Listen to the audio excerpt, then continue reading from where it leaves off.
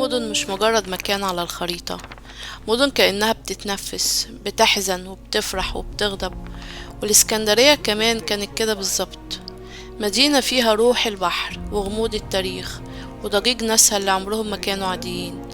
بس في صيف 1882 الروح دي اتكسرت، والمدينة اللي كانت بتستقبل التجار والبحارة من كل الدنيا بقت ساحة نار ودخان. كل ده علشان شرارة صغيرة جدا. ما كانش حد متخيل انها هتشعل حريق اسمه الاحتلال البريطاني لمصر. خلينا ارجعك كام يوم قبل الكارثة. البلد وقتها كانت بتغلي من سنين طويلة، مصر تحت حكم الخديوي توفيق، والناس حاسة ان البلد مش بلدهم. الضرايب بتزيد، الأجانب مسيطرين على الاقتصاد، والجيش اللي المفروض يحمي البلاد بأداة في ايد الحكام والخواجات. لكن في وسط كل الغليان ده كان في اسم بيخوف السلطة: أحمد عرابي. ضابط من الفلاحين، طالع من قلب الأرض، بيتكلم بلغة الناس. الجنوب بيحبوه والناس شايفاه أمل. عرابي كان شايف إن البلد دي لازم ترجع لولادها، وإن زمن الخضوع انتهى. وطبعا الكلام ده معجبش لا الخديوي ولا الإنجليز اللي كانوا بيراقبوا كل حاجة من بعيد، لحد ما الإسكندرية بقت مسرح أول مواجهة. يوم 11 يونيو سنة 1882 الجو كان حر، والشمس ضاربة في البحر كأنها نار سايحة على المية. المدينة مزدحمة كعادتها، عربيات كارو، حمير ماشية، تجار يونانيين، وأصوات بتتكلم بلغات كتير. بس في وسط الزحمة كانت في حاجة غريبة: توتر في الهوا. نظرات الناس مليانة حذر، كأن الكل حاسس إن في حاجة هتحصل. في ميدان المنشية عند القهوة اللي على ناصية الطريق وقف واحد مصري بسيط مكاري بيستنى زبون. جاله راكب يوناني أو مالتي، مفيش حد متأكد لحد النهاردة، لكنهم اختلفوا. خناقة بسيطة، صريخ، دفعة، طلقة، وفجأة الدم سال. مات الراجل. انت فاكر نفسك مين؟ انا مش هسيب حقي. باستا تمت. لكن الدم ده موقفش عند حدود الميدان، كأنه نزل على أرض اسكندرية وقال الشرارة اشتعلت. الناس بدأت تتجمع، الأجانب خافوا، المصريين اتنرفزوا، وكل واحد بقى شايف التاني عدو. في ساعات قليلة المدينة اتحولت لجحيم، اشتباكات، ضرب نار ونهب. مئات ماتوا، مصريين وأجانب. صوت الغضب كان أعلى من أي محاولة تهدئة.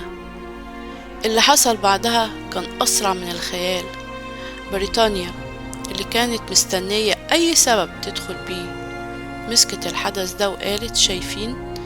المصريين وحشين، محتاجين نحمي مصالحنا. وبعتت أسطولها ناحية سواحل اسكندرية.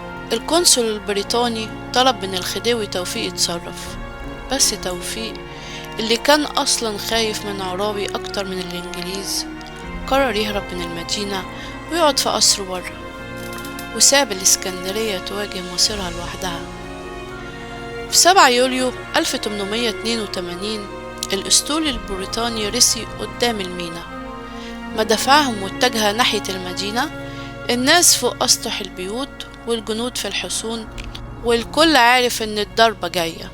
الصبح 11 يوليو السما كانت ساكنة بطريقة غريبة، وبعدين دوي أول صوت مدفع، هزة عنيفة هزت المينا، والنار اشتعلت في الأحياء القريبة من البحر. المدافع كانت بتمطر نار، وكل طلقة بتمحي بيت أو سوق أو حلم. أيام طويلة والإسكندرية بتتحرق، الناس بتهرب في الشوارع، الأطفال بيصرخوا، والجنود المصريين بيحاولوا يقاوموا بمدافع قدام قوة لا تقارن. وفي وسط كل ده كان في صوت واحد بيصرخ من بعيد: دي بلدنا، مش هنسيبها. لكن المدافع ما سمعتش، ولما الدخان خف المدينة كانت شبه خالية، البيوت مهدومة، المينا متدمرة، والبحر نفسه بقى كأنه مراية بتعكس الخراب. الإنجليز نزلوا بعدها بأيام، مش علشان يساعدوا لكن علشان يحموا النظام زي ما قالوا. ومن اللحظة دي بدأت قصة الاحتلال اللي فضل أكثر من 70 سنة. بس المثير في القصة مش النهاية، المثير هي البداية. ازاي كل ده بخناقة بسيطة في شارع مسحوم؟ ازاي القدر اختار الشرارة تكون في الإسكندرية بالذات، المدينة اللي دايما كانت بوابة مصر للعالم، اتحولت فجأة لباب الاحتلال اللي دخل منه الغريب. في ناس شايفين اللي حصل كان صدفة، لكن الصدفة دي كانت جاهزة من زمان، جاهزة لأن الغضب كان مال الناس والحكومة ضعيفة والقوى الأجنبية مستنية أي مبرر علشان تمد إيديها. المشهد كله كأنه لوحة كبيرة اتجمعت تفاصيلها بدقة. الإنجليز نزلوا بعدها بأيام، مش علشان بيساعدوا لكن عشان يحموا النظام زي ما قالوا. من اللحظة دي بدأت قصة الاحتلال اللي فضل أكتر من 70 سنة.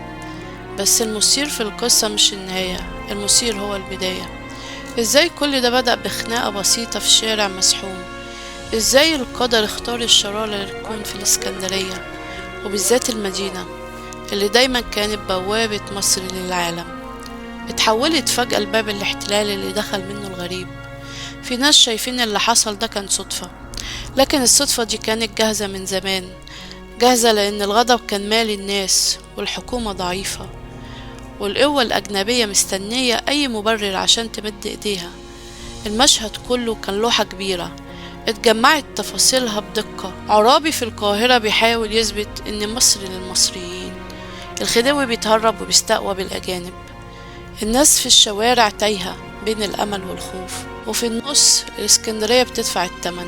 الأيام اللي بعد القصف المصريين شافوا أول مرة بعينهم معنى الاستعمار الحديث، دبابات البحر، ضباط ببدل أنيقة بيتكلموا عن التمدين وهم ماسكين السلاح. ومن بعدها اتغيرت نظرة الناس لكل حاجة، بقي في إحساس إن البلد اتخطفت، لكن برضو إن لازم بيجي يوم ترجع فيه. وده الإحساس اللي خلى حركة عرابي تفضل رمز حتى بعد ما انتهت عسكريا، لأن في النهاية اللي هيكسب المعركة مش دايما هو اللي معاه المدفع، لكن اللي قدرته الحكاية تفضل في الذاكرة. وحكاية الإسكندرية 1882 فضلت محفورة في الوجدان كدرس، إن الشرارة الصغيرة لما تولع في قلب بلد موجوعة ممكن تغير التاريخ كله. كل مرة البحر بيهيج في شط اسكندرية تحس كأنه لسه فاكر اليوم ده، لسه سامع صوت المدافع البعيدة، ولسه شايف وجوه الناس اللي فقدت كل حاجة، لكن في نفس الوقت لسه حاسس بالكرامة اللي خلتهم يقفوا رغم كل ده. يمكن دي كانت أول مرة مصر تتكوي بالنار علشان تتعلم إن الكرامة تمنها غالي، وإن التاريخ مهما دار ما بينساش أول شرارة.